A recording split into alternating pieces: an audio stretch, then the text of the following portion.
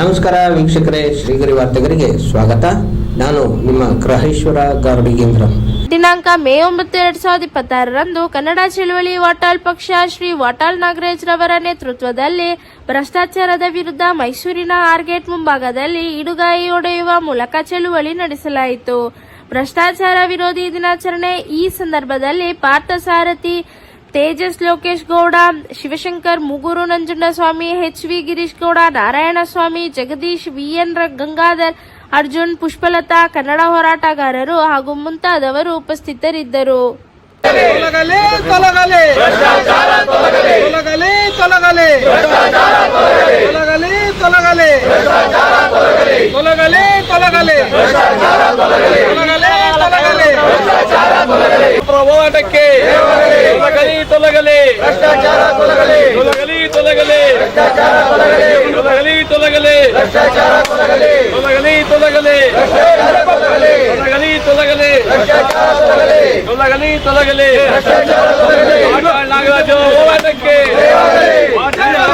ಗಂಭೀರವಾದಂತ ಚಿಂತನೆಗಳು. ಲಂಚದ ಬಗ್ಗೆ ಯಾರು ಮಾತಾಡ್ತಾ ಇಲ್ಲ. ಇಡೀ ರಾಜ್ಯದಲ್ಲಿ, ದೇಶದಲ್ಲಿ ಎಲ್ಲೆಲ್ಲೂ ಲಂಚ. ಕುಂತ್ರ ಲಂಚ, ನಿಂತರ ಲಂಚ, ಎದ್ರ ಲಂಚ, ಮಲಗದ್ರ ಲಂಚ, ಲಂಚ ಲಂಚ ಲಂಚ. ಯಾರು ಶಾಸಕರು ಲಂಚ, MLA ಲಂಚ, ವಿಧಾನ ಪರಿಷತ್ ಲಂಚ. ಏನ್ ಬೇಕು ಇದು ಲಂಚ. ಎಲ್ಲಿ ಕಾಲಿಟ್ರು ಲಂಚವೇ. ಪೊಲೀಸ್ ಸ್ಟೇಷನ್ನು ಲಂಚ, ಲಾಯರು ಲಂಚ, ಎಲ್ಲ ಲಂಚವೇ. ಮತ್ತೆ ಗತಿಯನ್ನು ಮುಂದೆ ಸಾಮಾನ್ಯ ಜನ ಕಣ್ಣೀರಿಡ್ತಾ ಇದ್ದಾರೆ. ಒಂದು ತುತ್ತು ಅನ್ನಕ್ಕಾಗಿ ಕಣ್ಣೀರಿಡ್ತಿದ್ದಾರೆ. ಈ ದೇಶಕ್ಕೆ ಮಹಾತ್ಮ ಗಾಂಧೀಜಿಯವರು ಸ್ವಾತಂತ್ರ್ಯವನ್ನು ತಂದು ಬಹಳ ದಿನ ಬಹಳ ಪ್ರಾಮಾಣಿಕವಾಗಿ ಪಾರ್ಲಿಮೆಂಟ್ ನಡ್ಕೊಂಡು ಬರ್ತಾ ಇತ್ತು. ಮೊದಲನೇ ಪಾರ್ಲಿಮೆಂಟಿನ ಪ್ರಧಾನಮಂತ್ರಿ ಜವಾಹರ್ಲಾಲ್ ನೆಹರೂರವರು, ಉಪ ಪ್ರಧಾನಿ ವಲ್ಲಭಾಯ್ ಪಟೇಲ್, ಈ ಥರ ಅನೇಕರು ಆವತ್ತಿನ ಪಾರ್ಲಿಮೆಂಟು, ಆವತ್ತಿನ ಶಾಸನಸಭೆಗಳು ಎಲ್ಲವೂ ಬಹಳ ಗಂಭೀರ.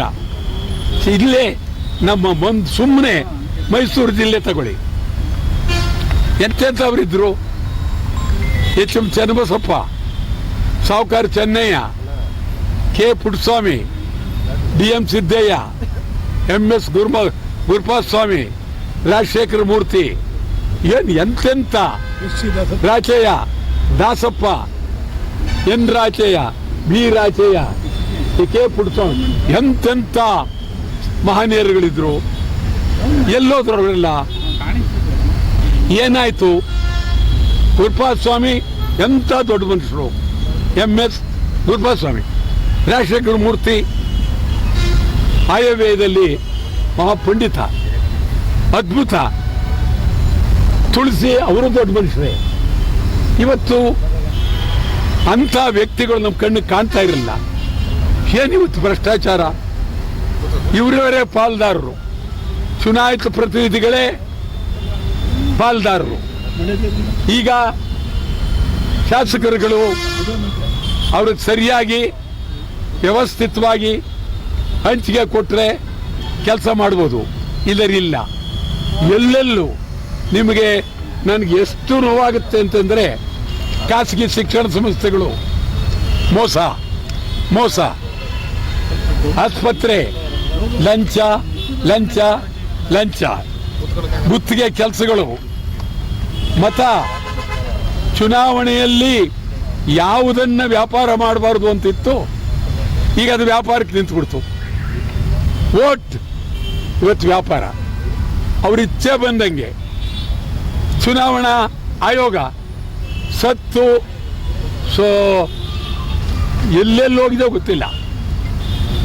ಹಿಂದೆ ಶೇಷನ್ ಅಂತೇಳಿ ಅದ್ಭುತವಾದಂಥ ವ್ಯಕ್ತಿ, ಅದ್ಭುತವಾದ ವ್ಯಕ್ತಿ, ಇಡೀ ರಾಷ್ಟ್ರವೇ ಬೆಚ್ಚಿ ಬೀಳ್ತಾ ಇತ್ತು. ಅಂಥವ್ರು ಯಾರು ಇವತ್ತು ಚುನಾವಣಾ ಆಯೋಗದಲ್ಲಿ ಇಲ್ಲ. ಚುನಾವಣೆ ಸರಿ ಹೋಗದೇ ಇದ್ರೆ ಈ ದೇಶದಲ್ಲಿ ಸ್ವಾತಂತ್ರ್ಯ ಉಳಿಯೋದಿಲ್ಲ, ಪ್ರಜಾಪ್ರಭುತ್ವ ಉಳಿಯೋದಿಲ್ಲ, ಬಹಳ ಅಪಾಯ ಆಗುತ್ತೆ. ಅದ್ಭುತವಾಗಿ ಚಿಂತನೆ ಮಾಡಬೇಕು. ನೀವು ಎಲ್ಲಕ್ಕೂ, ಕುಡಿಯೋ ನೀರಿಗೂ ಲಂಚ, ಎಲ್ಲಕ್ಕೂ ಲಂಚ. ಚೇ ನಾನೆಂದು ಈ ಪರಿಸ್ಥಿತಿ, ನಾನು ಸುಮಾರು 67ರಿಂದ ನಾನು ಶಾಸಕನಾಗಿದ್ದೀನಿ. 1967. ನೀವು ಎಷ್ಟು ಜನ ಹುಟ್ಟಿದ್ರು ಇಲ್ಲೋ ಗೊತ್ತಿಲ್ಲ, ಹುಟ್ಟೇ ಇರಲ್ವೇ ಅಂತ ಕತ್ತದೆ. 14 ಕಾರ್ಪೊರೇಟರ್ ನಾನು, 14. ನನಗನ್ನಿಸ್ತದೆ ಆವತ್ತಿದ್ದಂಥ ಸ್ವರ್ಗ ಕ್ಯಾಸಂಬಳ್ಳಿ ಚೆಂಗಲ್ರಾಯ ರೆಡ್ಡಿ, ಕೆಂಗಲ್ ಹನುಮಂತಯ್ಯ, ನಿಜಲಿಂಗಪ್ಪನವರು, ಬಿ.ಡಿ. ಜತ್ತಿ ಅವರು, ವೀರೇಂದ್ರ ಪಾಟೀಲ್, ದೇವರಾಜ್ ಅರಸ್, ಎಂತೆಂಥ ಅದ್ಭುತವಾದಂಥ ಮಹನೀಯರುಗಳಿದ್ರು. ಒಂದು ಕಡುಬು ತಿನ್ನಕ್ಕೆ ಎದುರವರು. ಬೇರೆಯವ್ರು ಯಾರ ಜೊತೆಗೆ ಬಂದರೆ ಒಂದು ಕಡುಬು ತಿಂದ್ರೂ ಅದು ಲಂಚ ಅನ್ನೋರು. ಎಚ್.ಎಂ. ಚನ್ನಬಸಪ್ಪನವರು ಹೋಮ್ ಮಿನಿಸ್ಟರ್ ಆಗಿ ಅವ್ರ ನೆಂಟರು ಮದುವೆ ಕರೆಯಕ್ಕೆ ಬಂದರು, ಬರಲ್ಲ ಅಂದ್ಬಿಟ್ರು. ಮದುವೆ ಆದಮೇಲೆ ಹೆಣ್ಣು ಗಂಡು ಕರ್ಕೊಂಬನಿ ನಮ್ಮ ಮನೆಗೆ, ನಾನು ಆಶೀರ್ವಾದ ಮಾಡ್ತೀನಿ, ಬರಲ್ಲ ಅಂದರು. ಎಂಥ ಸತ್ಯ ಪ್ರಾಮಾಣಿಕವಾದಂಥ ವ್ಯಕ್ತಿಗಳು. ಅದು ಮೈಸೂರಿನಲ್ಲಿ, ಮೈಸೂರ ಗಂಭೀರವಾಗಿ, ಮತ್ತು ಜಯಚಾಮರಾಜ ಒಡೆಯರು ಅಷ್ಟೇ ಪ್ರಬುದ್ಧರು, ಬುದ್ಧಿವಂತ ಇರ್ತಕ್ಕಂಥ ಮೇಧಾವಿಗಳಿದ್ರು. ಮತ್ತು ತೀರಾ ಕೆಳಗೆ ಬಂದಾಗ B.N. ಕೆಂಗೇಗೌಡ, ಎಂಥ ಅದ್ಭುತವಾದಂಥ ವ್ಯಕ್ತಿ. ಅವ್ರನ್ನ ಎಚ್ ಗಂಗಾಧರನ್, ಬಹಳ ದೊಡ್ಡ ಮನುಷ್ಯರು. ಸಾವುಕಾರ್ ಚೆನ್ನಯ್ಯನವ್ರ ಬಗ್ಗೆ ನಾವು ಮುಂದಿನ ತಿಂಗಳು ಅವರ ದಿನಾಚರಣೆಯನ್ನು ಅದ್ಭುತವಾಗಿ ಮೈಸೂರಲ್ಲಿ ಆಚರಣೆ ಮಾಡಬೇಕು ಅಂತ ಮಾಡಿದ್ದೀವಿ. ಸಾವುಕಾರ್ ಚೆನ್ನಯ್ಯ ಇಡೀ ರಾಜ್ಯಕ್ಕೆ ಆದರ್ಶ. ಯಾರ್ಯಾರು ಸ್ವಾತಂತ್ರ್ಯದಲ್ಲಿ ಜೈಲಿಗೆ ಹೋಗ್ತಾ ಇದ್ರು ಅವ್ರ ಮನೆಯನ್ನೆಲ್ಲ ನೋಡ್ಕೊಂಡಂಥವರು ಸಾವುಕಾರ್ ಚೆನ್ನಯ್ಯ. ಇಲ್ಲಿ ನಜರ್ಬಾದ್ ನವಾಬ ಅಂತಿದ್ರು ಅವ್ರಿಗೆ, ನಜರ್ಬಾದ್ ನವಾಬ, ಇಲ್ಲೇ ಮನೆ ಚೆನ್ನಯ್ಯನವ್ರದ್ದು ಇಲ್ಲೇ. ಇದು ಬಹಳ ಗಂಭೀರವಾಗಿ ನಾವು ಚಿಂತನೆ ಮಾಡಬೇಕಾಗಿದೆ. ಇಲ್ಲದೇ ಇದ್ರೆ ಕಷ್ಟ ಆಗುತ್ತೆ. ಎಲ್ಲೆಲ್ಲೂ ದುಡ್ಡು ಚಿಂತೆ. ಮೊದಲು ಯಾರೇ ಮಂತ್ರಿಗಳಿಗೆ ದುಡ್ಡು ಕೊಡಬೇಕಾದ್ರೆ ಒಬ್ಬ 3ನೇ ವ್ಯಕ್ತಿ ಅದೆಲ್ಲೋ ಒಂದು ಪಾರ್ಕ್ನಲ್ಲಿ ಕೂತ್ಕೊಂಡು 3ನೇ ವ್ಯಕ್ತಿ ಅವ್ರ ಮೂಲಕ ಮಾತಾಡಿಸಿ ಬಹಳ ಬುದ್ಧಿವಂತಿಕೆಯಿಂದ ದುಡ್ಡು ತಗೋತಾ ಇದ್ರು ಯಾವಾಗಲೂ. ಈಗ ಅದೆಲ್ಲ ಇಲ್ಲ, ಡೈರೆಕ್ಟ್ ಆಗಿ ಯಾರು ಬಂದ್ಬಿಡ್ತಾರೆ. ದುಡ್ಡು ಕೊಡೋರು ಮಂತ್ರಿಗಳ ಆಫೀಸ್ಗೆ ಬಂದು ಅಲ್ಲಿ ಆಂಟಿ ಚೇಂಬರ್ ಅಂತ ಇರುತ್ತೆ, ಕೂತ್ಕೊಂಡು 5 ನಿಮಿಷಕ್ಕೆ ಎಲ್ಲ ಮುಗಿದೋಗುತ್ತೆ. ಕೊಟ್ಟ ಇಸ್ಕೊಂಡ ಇದು ನಡೀತಾ ಇದೆ. ಇದು ಬಹಳ ಅಪಾಯಕಾರಿ ಬೆಳವಣಿಗೆ. ಶಾಸಕರುಗಳು ಲಂಚ್ಕೋರ್ ಆಗಬಾರ್ದು, ಲೋಕಸಭಾ ಸದಸ್ಯರುಗಳು ಲಂಚ್ಕೋರ್ ಆಗಬಾರ್ದು. ಬಹಳ ಆಸ್ಪತ್ರೆ ನಾಚಿಕೆ ಆಗುತ್ತೆ. ನಿಮ್ಮ ಮೈಸೂರು ಆಸ್ಪತ್ರೆ, KR ಆಸ್ಪತ್ರೆ, ನುಗ್ಗಬೇಕು ಆಸ್ಪತ್ರೆಗೆ, ಟೇಬಲ್ ಬೆಂಚ್ ಹೊರಗೆ ಹಾಕಿ ಸುಟ್ಟಾಕ್ಬೇಕು. ಅವ್ರ ಗತಿ ಏನು? ರೋಗಿಗಳ ಗತಿ ಏನು? ಒಂದು ಆಸ್ಪತ್ರೆ ನೀವಿಡೀ ರಾಜ್ಯದಲ್ಲಿ ಬೆಳಗಾವಿಯಿಂದ ಚಾಮರಾಜನಗರದವರೆಗೆ, ಇದು ಮಂಗಳೂರಿನಿಂದ ಕೋಲಾರದವರೆಗೆ ಒಂದು ಆಸ್ಪತ್ರೆ ಸರಿಯಿಲ್ಲ. ಕನಿಷ್ಠ ಕುಡಿಯೋ ನೀರಿಲ್ಲ, ಹಾಸಿಗೆಗಳಿಲ್ಲ. ಯಮಲೋಕ ಆಸ್ಪತ್ರೆ ಅಂದರೆ ಖಾಸಗಿ ಆಸ್ಪತ್ರೆ. ದುಡ್ಡು, ಲಂಚ ಲಂಚ ಲಂಚ. ಆಮೇಲೆ ಇದು ಕಾಲೇಜುಗಳು, ವಿದ್ಯಾರ್ಥಿಗಳು, ಅವ್ರ ಗತಿ ಏನು? ಬಡವರು ಓದಕ್ಕೆ ಆಗ್ತಾ ಇಲ್ಲ. ಏನು ಫೀಸು? ಎಲ್ಲ ಅನೇಕರು ರಾಜಕಾರಣಿಗಳೇ ನಡೆಸ್ತಾ ಇರ್ತಕ್ಕಂಥದ್ದು ಕಾಲೇಜುಗಳು, ಸ್ಕೂಲ್ಗಳು. ಇದು ಬಹಳ ಹದಗೆಟ್ಟೋಗಿದೆ. ಅದಕ್ಕಾಗಿ ಕನ್ನಡ ಚಳವಳಿ ಪಕ್ಷ ಇಡೀ ರಾಜ್ಯಾದ್ಯಂತ ತೀವ್ರವಾಗಿ ಭ್ರಷ್ಟಾಚಾರದ ವಿರುದ್ಧ ಭಾರಿ ಹೋರಾಟ ಮಾಡಬೇಕು ಅಂತೇಳಿ ನಮ್ಮ ತಲೆಗೆ ಬಂದ್ಬಿಟ್ಟಿದೆ. ನಾನಂತೂ ನಿರಂತರವಾಗಿ ಹೋರಾಟ ಮಾಡ್ತೀನಿ. ಭ್ರಷ್ಟಾಚಾರ ಹೋಗಲೇಬೇಕು. ನಿಮ್ಮ ಮೈಸೂರಿನಲ್ಲಿ ಆ ಚಿನ್ನದ ಬಗ್ಗೆ ಮಾತನಾಡ್ತಾರೆ. ಖದೀಮರು ವ್ಯಾಪಾರಸ್ಥರು ಅಷ್ಟೇ, ಗಿರಿವಿ ಇಟ್ಕೊಂಡ್ರು ಅಷ್ಟೇ. ಚಿನ್ನ ಬಿಡಬೇಕಾದ್ರೆ ಕಷ್ಟ. ಬಡ್ಡಿ ಒಂದಕ್ಕೆರಡು ಮೀಟರ್ ಬಡ್ಡಿ, ಅವನ್ನೆಲ್ಲ ಒದ್ದು ಜೈಲಿಗೆ ಹಾಕ್ಬೇಕು. ಒದ್ದು ನ್ಯಾಯಾಲಯಕ್ಕೆ ಕರ್ಕೊಂಡು ಹೋಗಿ ಅವ್ರ ಮೇಲೆ ಕೇಸ್ ಹಾಕಿ ಜೈಲಿಗೆ ಹಾಕ್ಬೇಕು. ಮೈಸೂರು ಇಲ್ಲಿ ಏನು ಹುಡುಗಾಟ ಅಲ್ಲ.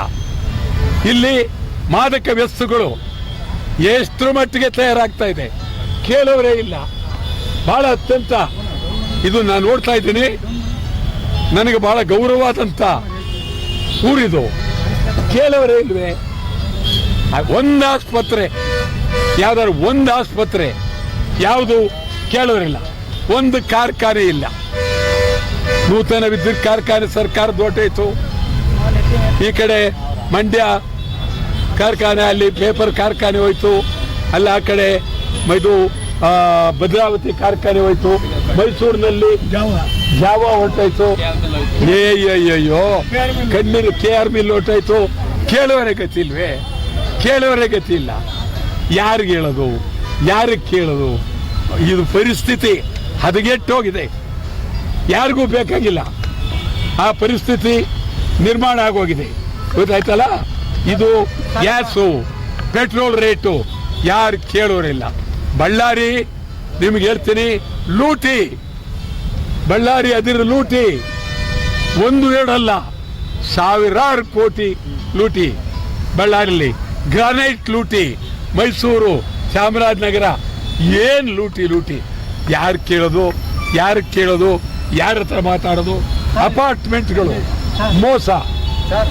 ಮೋಸ. ಇದು ವಾಟರ್ ಬೋರ್ಡು, ಕಾರ್ಪೊರೇಷನ್ನು, ಎಲೆಕ್ಟ್ರಿಸಿಟಿ ತೋ ಮಾನ ಮರ್ಯಾದಿಲ್ಲ ಇವ್ರಿಗೆ. ಯಾತ್ರೆಯಲ್ಲಿ ಓದಿಬೇಕೋ ಯಾತ್ರೆಯಲ್ಲಿ ಓಡಬೇಕೋ ಗೊತ್ತೇ ಇಲ್ಲ. ತೀರ ಅತ್ಯಂತ ಗಂಭೀರವಾಗಿ ನಾನು ನೋಡ್ತಾ ಇದ್ದೀನಿ. ನನಗಂತೂ ಕಣ್ಣೀರು ಬರುತ್ತೆ. ಈ MLAಗಳು MP ಗಳು ನಿಮಗೆ ಅದ್ಯಾಕೆ ನಿದ್ರೆ ಬರುತ್ತೆ? ಅದು ಹೆಂಗೆ ಊಟ ಮಾಡಿ ಮಲಗ್ತೀರಿ? ಜನ ಜೀವನ ಹಾಳಾಗಿದೆ. ಕಣ್ಣೀರಿಡ್ತಾ ಇದ್ದಾರೆ. ದೀಪ ಇಲ್ಲ, ನೀರಿಲ್ಲ, ಬೀದಿ ಇಲ್ಲ, ರಸ್ತೆ ಇಲ್ಲ. ಲಂಚ. ಇದರ ವಿರುದ್ಧ ಪಕ್ಷ ತೀವ್ರವಾಗಿ ಹೋರಾಟ ಮಾಡ್ತೇವೆ. ಅಯ್ಯೋ, ಯಡಿಯೂರಪ್ಪ ಅವನ ಮಗ, ಅವ್ರದ್ದು ಉತ್ಸವ. ಯಡಿಯೂರಪ್ಪ ಅವನ ಮಗನಪ್ಪ ಯಡಿಯೂರಪ್ಪನವರ BJP ಯಡಿಯೂರಪ್ಪನವರಪ್ಪ. ನೀವು ತಿಳ್ಕೊಳ್ಳಿ. BJPಗೆ ಯಡಿಯೂರಪ್ಪ ಅಪ್ಪ, BJPಗೆ ಯಡಿಯೂರಪ್ಪ ಅಪ್ಪ, ಯಡಿಯೂರಪ್ಪನ ಮಗನಿಗೆ ಯಡಿಯೂರಪ್ಪ ಅಪ್ಪ. ಆಯ್ತಾ? ಈಗ ಅವನು ಯಡಿಯೂರಪ್ಪ ನಾನು ನೋಡಿದೆ, ಸುಮಾರು 50,000 ಕಾರುಗಳಂತೆ, 10,000 ಬಸ್ಗಳಂತೆ, ಆಮೇಲೆ ಸುಮಾರು 20 ಲಕ್ಷ ವಡೆ ಬೋಂಡ, ಆಮೇಲೆ ನೀವು ಹೋಗ್ಲಿಲ್ವಾ? ಹೋಗಿಲ್ಲ. ಇದಂತೆ ಯಾವುದು ಮೈಸೂರು ಪಾಕ್. ಆಯ್ತಾ? ಆಮೇಲೆ ಒಬ್ಬೊಬ್ಬ ಮಠಾಧಿಪತಿಗಳು, ಅವ್ರ ಬಗ್ಗೆ ನಾನು ಬಹಳ ಗೌರವ. 10,000 ಜನ ಹೋಗ್ತಾರಂತಲ್ಲ. ಯಾಕೆ ಹೋಗ್ತಾರೆ ಅವರು? ಕಾರಣ ಛಲಬೇಕು ಶರಣಂಗೆ ಪರದೊನವನು ಅಲ್ಲನೆಂಬ, ಶರಬೇಕು ಶರಣಂಗೆ ಪರಸತಿಯನ್ನು ಅಲ್ಲಮೆಂಬ. ಕಳಬೇಡ, ಕೊಲಬೇಡ, ಹುಸಿಯ ನುಡಿಯಲು ಬೇಡ, ಇದರ ಅಳಿಯಲು ಬೇಡ, ತನ್ನ ಬಣ್ಣಿಸಬೇಡ. ಇದೇ ಅಂತರಂಗ ಶುದ್ಧಿ, ಇದೇ ಬಹಿರಂಗ ಶುದ್ಧಿ. ಇದು ಯಾವುದುವೇ ಯಡಿಯೂರಪ್ಪನ ಸಮಾರಂಭದಲ್ಲಿಲ್ಲ. ಅದೊಂದು ಕೂಟ. ಯಡಿಯೂರಪ್ಪ ಈ ರಾಜ್ಯ ಹಾಳು ಮಾಡಿದವನೇ ಯಡಿಯೂರಪ್ಪ ಮತ್ತು ಕುಮಾರಸ್ವಾಮಿ.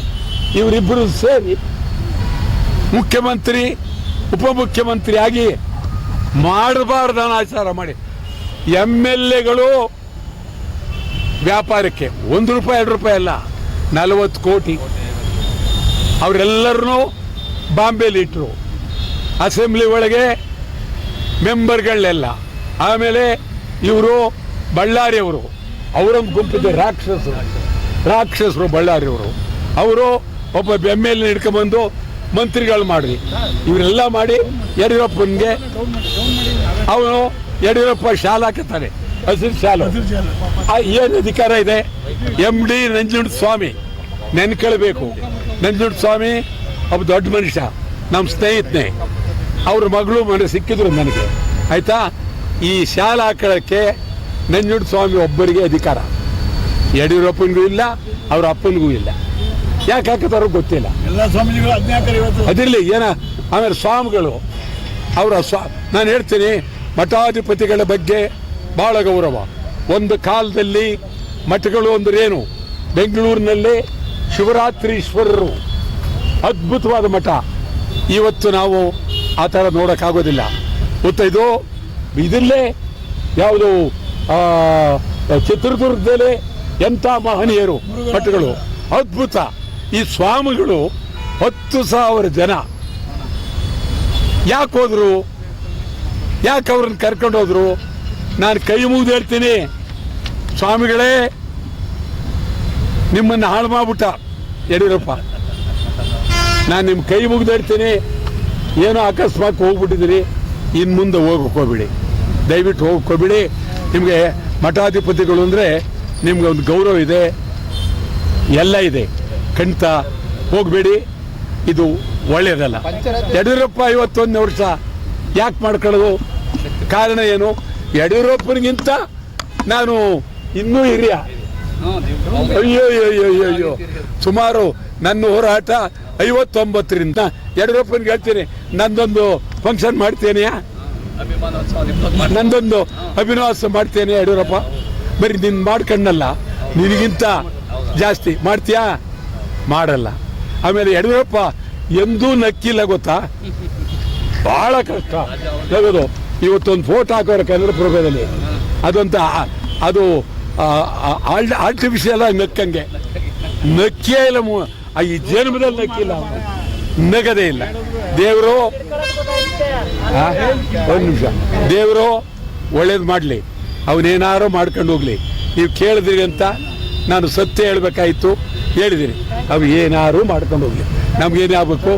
ಆಮೇಲೆ ನಿನ್ನೆ ರಾತ್ರಿ ಪುರಪ್ರವೇಶವಂತೆ, ಯಾರು ಜಗದ್ಗುರುಗಳವರು ಪುರಪ್ರವೇಶ ಮಾಡೋಕ್ಕೆ. ಛೇ ಇದು ನಾನು ಹೇಳಿದ್ದೇನೆ, ಪ್ರಾಮಾಣಿಕವಾಗಿ ಮಾತನಾಡಿದ್ದೇನೆ. ನಿಮ್ಮ ಮೇಲೆ ಭಾಳ ನಂಬಿಕೆ ಇದೆ, ತಾವು ಯಾವ ರೀತಿ ಸುದ್ದಿ ಕೊಡ್ಬೋದು. ಇನ್ನೇನು ಆಯ್ತಂದ್ರೆ, ಇಡೀ ರಾಜ್ಯದ ಜನತೆ ಮಮತಾ ಬ್ಯಾನರ್ಜಿ ಪರ ಇರೋದು. ಪ್ರಧಾನಮಂತ್ರಿ ಬಿಜೆಪಿಯ ಮೂಲಭೂತವಾದಿಗಳು ಮಮತಾ ಬ್ಯಾನರ್ಜಿ ವಿರುದ್ಧ. ಮಮತಾ ಬ್ಯಾನರ್ಜಿ ಇಡೀ ದೇಶಕ್ಕೆ ಒಂದು ಶಕ್ತಿ. ಮಮತಾ ಬ್ಯಾನರ್ಜಿಯನ್ನ ಇವರು ಆ ಅಮ್ಮನ ಟೀಕೆ ಟಿಪ್ಪಣಿಗಳ ಹೊಡೆತವನ್ನು ತಡಿಲಾರದೆ ಮೋಸ ಮಾಡಿ ಮುಸಲ್ಮಾನರ ಓಟ್ಗಳನ್ನೆಲ್ಲ ತೆಗೆದುಹಾಕಿ ಒಬ್ಬ ಮಹಿಳೆಗೆ ಕೊಡಬಾರದಂತ ನೋವನ್ನು ಕೊಟ್ಟು ಬಹಳ ಬುದ್ಧಿವಂತಿಕೆಯಿಂದ ಎಂದು ಮಮತಾ ಬ್ಯಾನರ್ಜಿ ಸೋಲ್ತಿರಲಿಲ್ಲ. ಮೋಸದಿಂದ, ಈ ಮೋಸಕ್ಕೆ ಪ್ರಧಾನಮಂತ್ರಿ ನರೇಂದ್ರ ಮೋದಿ ಅವರೇ ಮೋಸಕ್ಕಿಳಿದು ಒಬ್ಬ ಪ್ರಧಾನಿಯಾದಂಥವರು ಗಂಭೀರವಾಗಿ ಇರಬೇಕಾಗಿತ್ತು. ಅದನ್ನು ಬಿಟ್ಟು ಬಂಗಾಲಕ್ಕೆ ಬೀದಿಗೆ ಬಂದು ನಿಂತು ಒಬ್ಬ ಮಹಿಳೆಯ ಮೇಲೆ ನೀವು ಮಾಡಿ ಇಡೀ ಮಹಿಳಾ ಕುಲಕ್ಕೆ ಅಪಚಾರ, ಇಡೀ ದೇಶ ಪ್ರಪಂಚದ ಮಹಿಳಾ ಕುಲಕ್ಕೆ ಅಪಚಾರ. ಮಮತಾ ಬ್ಯಾನರ್ಜಿ ಅವರಿಗೆ ನನ್ನ ಸಂಪೂರ್ಣ ಬೆಂಬಲ. ಮತ್ತೆ ಅವರು ಎದ್ದು ಮೇಲ್ ಬಂದೇ ಬರ್ತಾರೆ, ಸ್ಪಷ್ಟ. ಮತ್ತೆ ಮುಂದಿನ ವಾರ್ತೆಗರಿಯಲ್ಲಿ ಭೇಟಿಯಾಗೋಣ. ಶ್ರೀಗರಿ, ನಿಮ್ಮ ಮನದಾಳದ ಗರಿ. ನಮಸ್ಕಾರ.